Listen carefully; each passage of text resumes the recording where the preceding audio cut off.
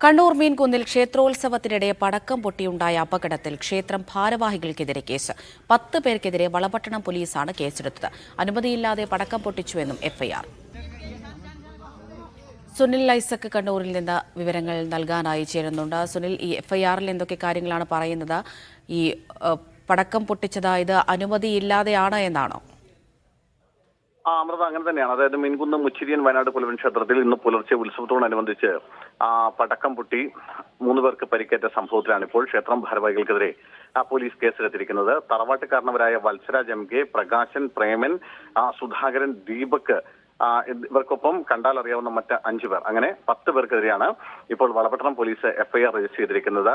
ഭാരതീയ നീതി സംഹിത 288, 125A വകുപ്പുകൾ പ്രകാരമാണ് ഇവർക്കെതിരെ കേസെടുത്തിരിക്കുന്നത്. മുൻകൂർ അനുമതിയില്ലാതെ സുരക്ഷാ മാനദണ്ഡങ്ങൾ പാലിക്കാതെ 1 മുതൽ 6 വരെയുള്ള പ്രതികൾ ചേർന്ന് ഇത്തരത്തിൽ സ്ഫോടക വസ്തു കൈകാര്യം ചെയ്തു എന്നാണ് കേസ്.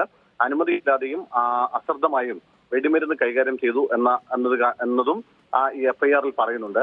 എന്തായാലും ഈ സംഭവവുമായി ബന്ധപ്പെട്ടുകൊണ്ട് 3 പേർക്ക്, അർജുൻ, നികേത്, നിതിൻ എന്നീ 3 പേർക്ക് പരിക്കേറ്റിരുന്നു. ഈ സംഭവത്തിലാണ് ഇപ്പോൾ 10 പേർക്കെതിരെ കേസെടുത്തിരിക്കുന്നത്. നേരത്തെ തന്നെ വളപട്ടണം എസ്എച്ച്ഒയുടെ ചുമതലയുള്ള ACP മാധ്യമങ്ങളോട് പറഞ്ഞിരുന്നു, ഇത് ഏതെങ്കിലും തരത്തിൽ അനുമതിയില്ലാതെയാണ് ഇവിടെ വെടിമരുന്ന് ഉപയോഗിച്ചിരിക്കുന്നത്.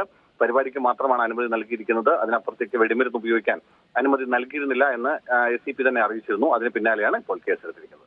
ശരി സുനിൽ.